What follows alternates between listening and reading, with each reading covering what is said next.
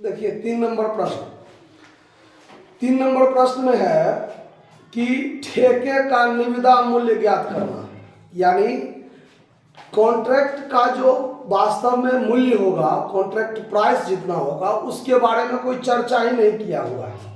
ठीक है, फिर आगे क्या कहता है कि ठेका संख्या 5 का खाता बनाइए तथा निविदा मूल्य भी ज्ञात कीजिए, जिसमें material used, productive wages, direct expense 3 चीज दिया हुआ है। कारखाना ऊपरी व्यय के लिए उत्पादक श्रम का 60%।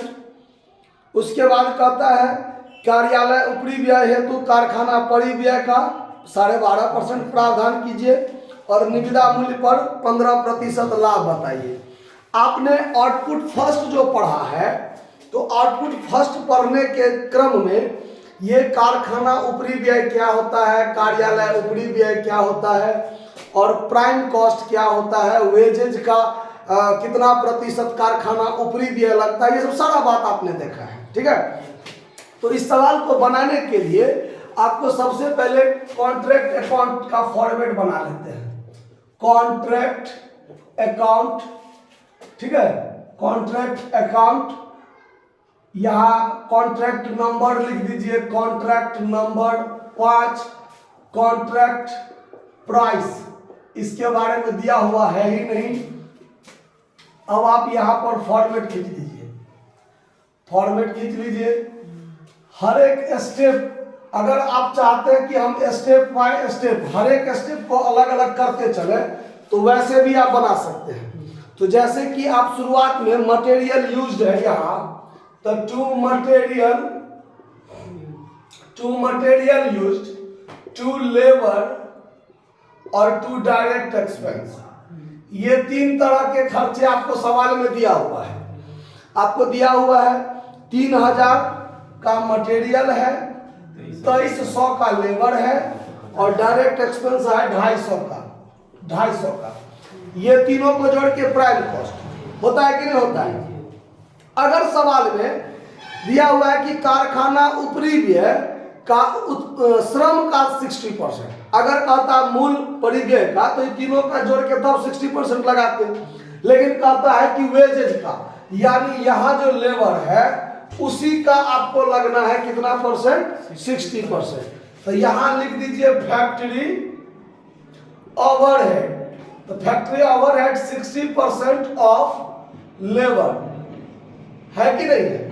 तो लेबर है आपका 2300, उसका आप 60% निकाल दीजिए तो 1380 रुपया।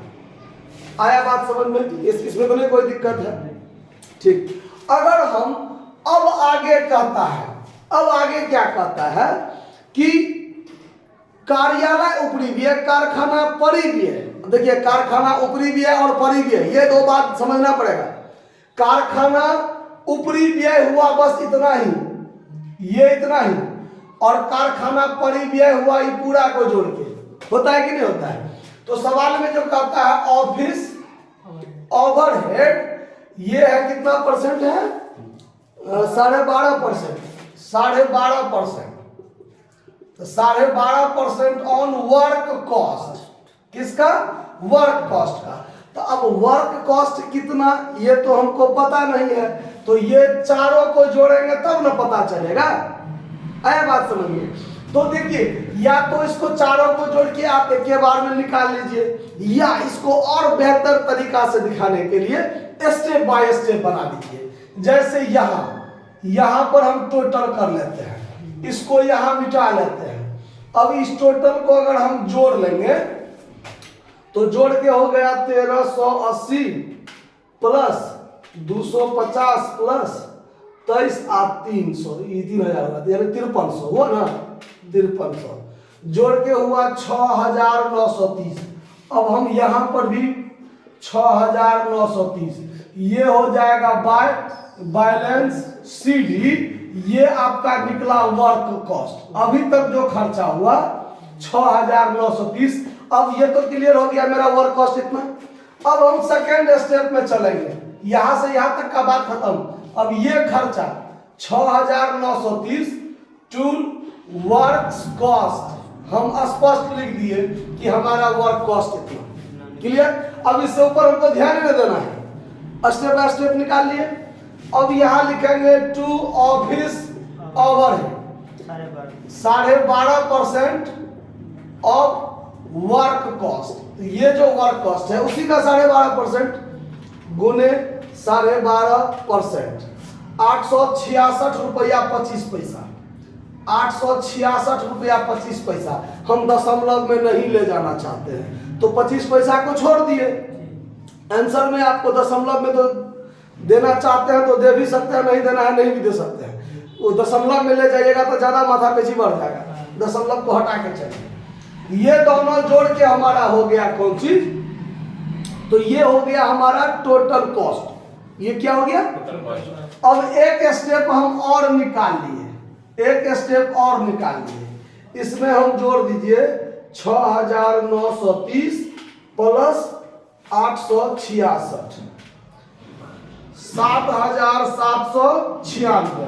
फिर हम एक स्टेप ले लिए 7796। ये हो गया हमारा टोटल कॉस्ट 7796।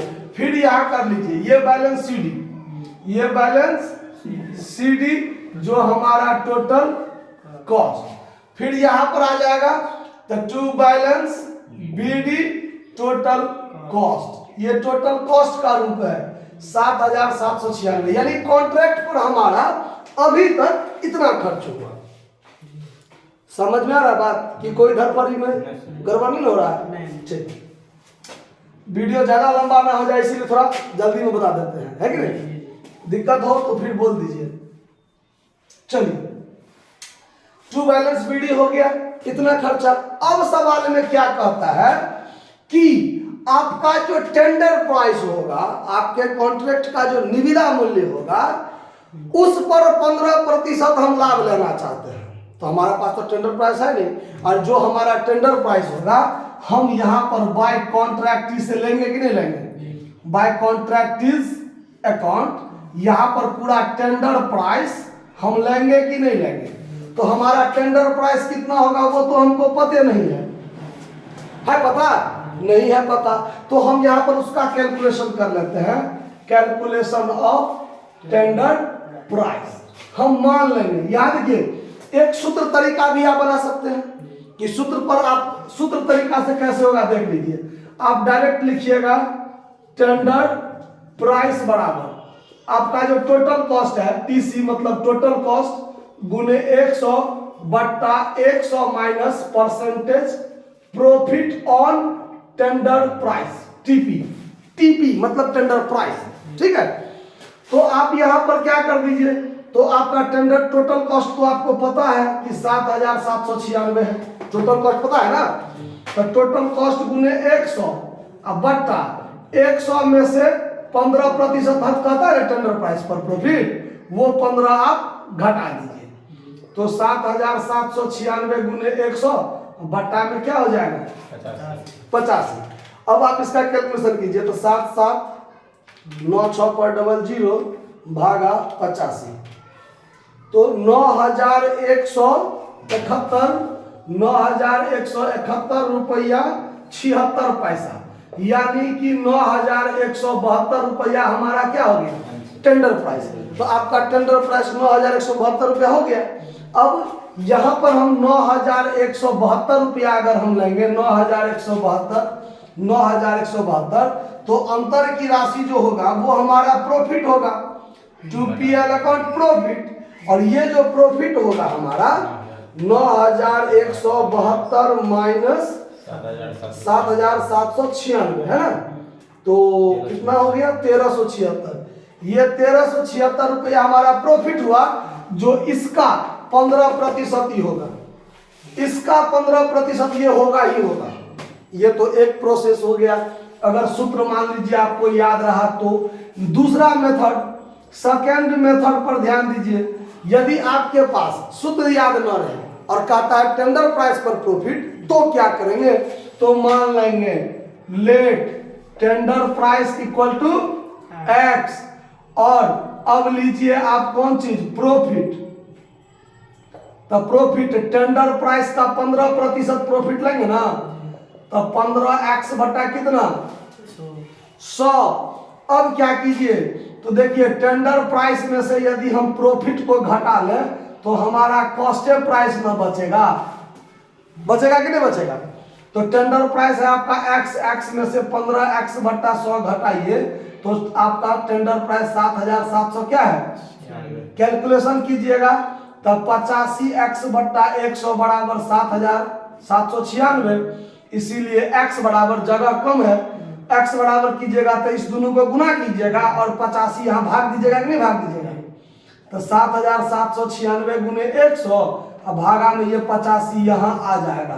देखिए ये सूत्र और ये सूत्र बराबर हुआ कि नहीं हुआ, हुआ कि नहीं हुआ। तो ये है आपका पूरा प्रोसेस 9,172 रुपया अप्रोक्स आपको क्या निकल जाएगा टेंडर प्राइस। तो दोनों विधि से जो विधि आपको ध्यान रहे उस विधि से आप बना सकते हैं।